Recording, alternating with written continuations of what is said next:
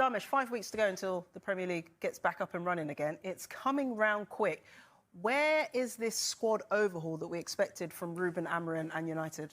I did enjoy your post about you at Beyonce, by the way. Good. I deleted it, so it's not there anymore. Was you wearing glitter? Definitely. Brilliant. Where is this going? Brilliant. Right, so... This is what the fans want. Listen, this squad overhaul that you alluded to there, I think going into this transfer window, and for the majority of last season when things were going wrong at Manchester United, it was accepted that this is not a one-window fix. Right.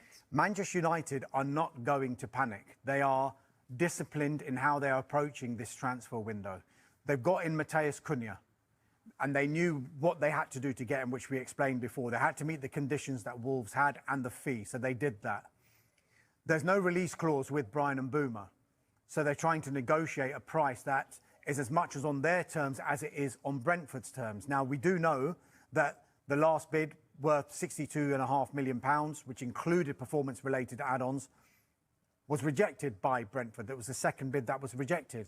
Now, United will still go back in. We expect them to go back in, and I think there's still a cautious optimism that this deal can get over the line. But they know that Brentford want closer to £65 million, and they want the majority, if not all of that £65 million, to be a guaranteed payment.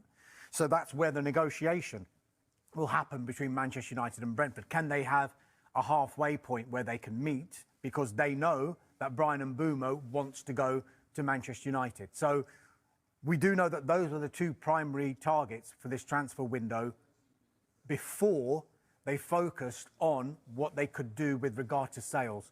And we've been talking about it for the past week, those 5 players, Marcus Rashford, Jadon Sancho, Alejandro Garnacho, Anthony, Tyrell Malacia, all given extra time before they return to the training ground, even though Marcus Rashford has come back a little bit earlier, to find out a solution for their future. Now, if Manchester United can get their way and they get these players sold on a permanent deal, they can then generate money to maybe fund other areas of the squad that they want to do in this transfer window. So it's not a case of, right, this one transfer window, get rid of 10 players we don't want and bring in 8 players that we do want. It's almost impossible to be able to do that in one window. So United are going to do this in a way where they bring in the players that they want and avoid making those mistakes that they've made in the past, because they've had players who have arrived at the club who haven't had Premier League experience and it hasn't worked. This time they're going for Cunha, hardened in the Premier League. Barcelona and Mbeumo, big experience in the Premier League as well. So you can see the kind of the direction that they want to go in and make sure that the recruitment is right this time, because it's so important to do it right this time. OK, Manchester United fans, you hear that? Patience is, of course, Marcus Rashford, who, at our time of speaking, is technically a Manchester United player, but he's been given that time away to try and find himself another club, Mark. Are we any closer to finding out where that might be? Will it be United? Could it be somewhere in Spain? Yeah, it's interesting because we were speaking on the transfer show a couple of weeks ago about an interview that Marcus Rashford done with Spanish YouTubers called X-Buyer.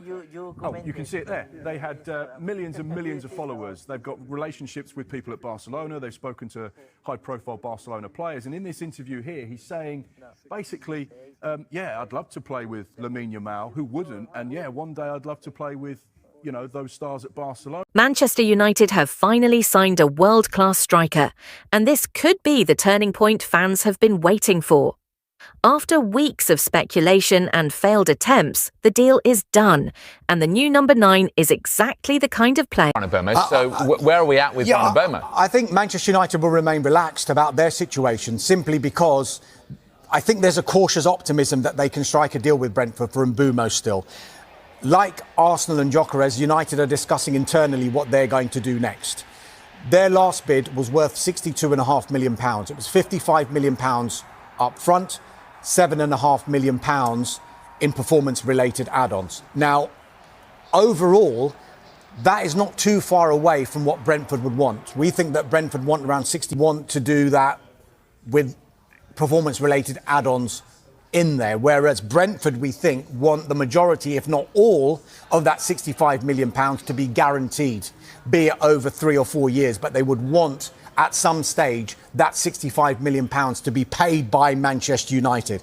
United are going to stay disciplined with this deal, as they are with most of their other transfers in this window. However, they do know that Bryan Mbeumo wants to come to Manchester United, and that could work in their favour when they're trying to do